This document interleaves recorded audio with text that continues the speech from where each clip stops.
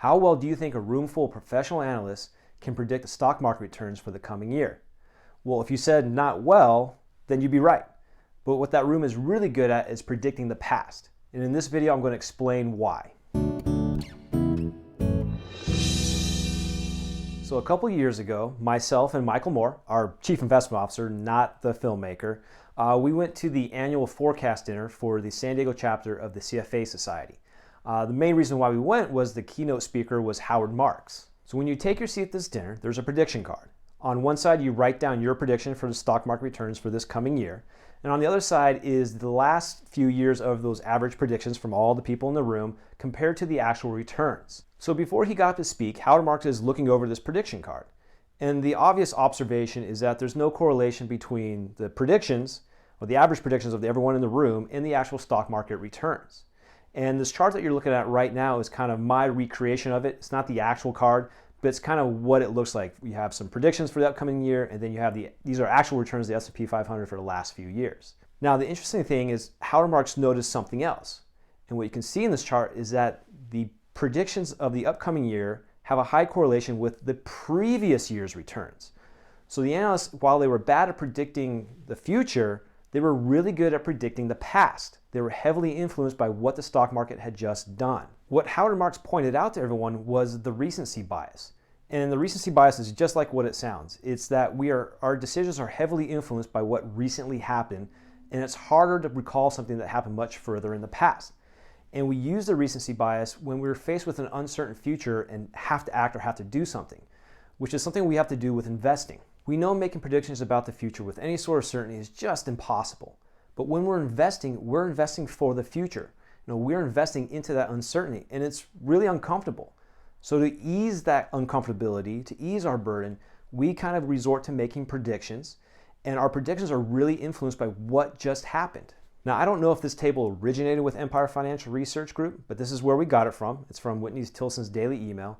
And in this table, it shows you the top 10 companies by market cap at the end of each of the last few decades. It also tells us the major investment theme of that decade.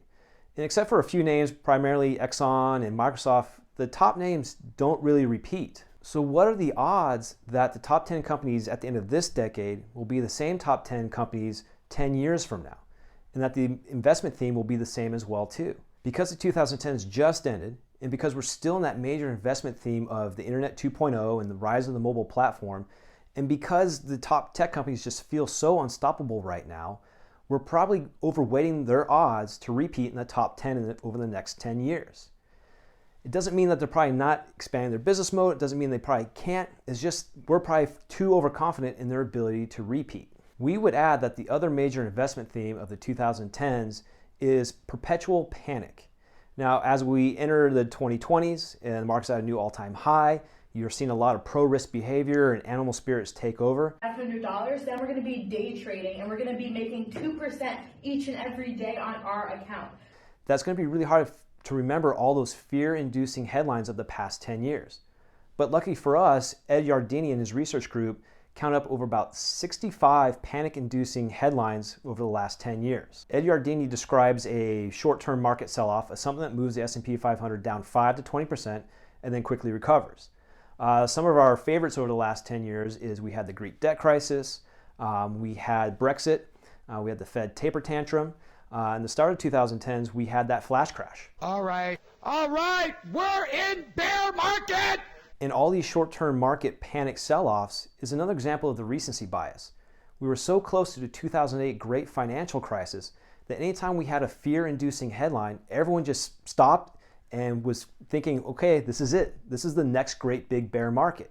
Oh my God, okay, it's happening.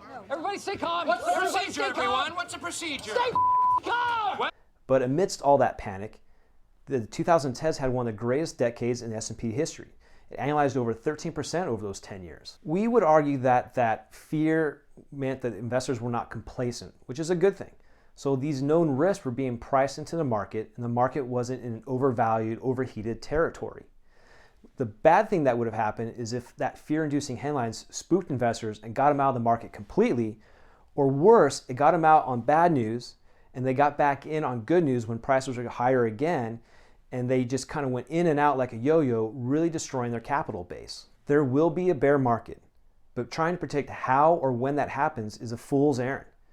And by trying to predict how or when, it's going to be hazardous to your long-term returns in your portfolio. Instead of trying to outsmart the market or make uncertain predictions about the futures for the next 5-10 years, we remain focused on our 5 core principles. Number 1, asset allocation is the most important decision.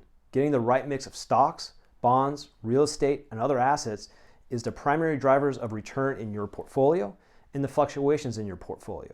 And it helps us set up the right portfolio to meet your long-term needs and your long-term investment goals. Number 2, volatility is not risk. The real risk to your portfolio is the permanent impairment of your capital.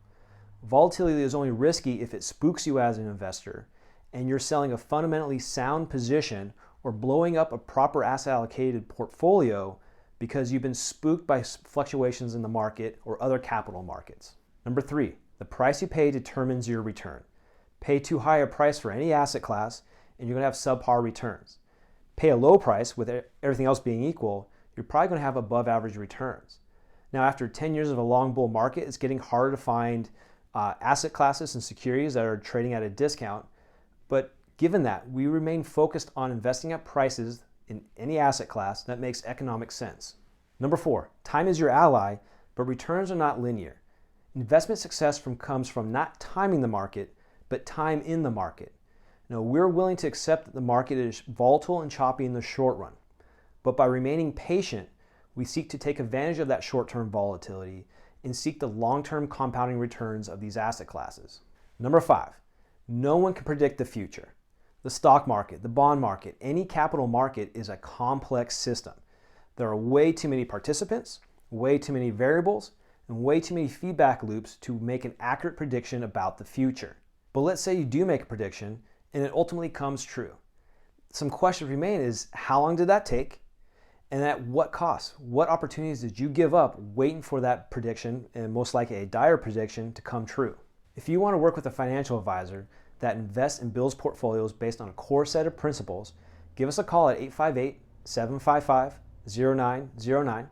And if you want to learn more about investment philosophy, you can check out this video. And if you like this video and you want to see all our upcoming videos, please hit subscribe. Until next time.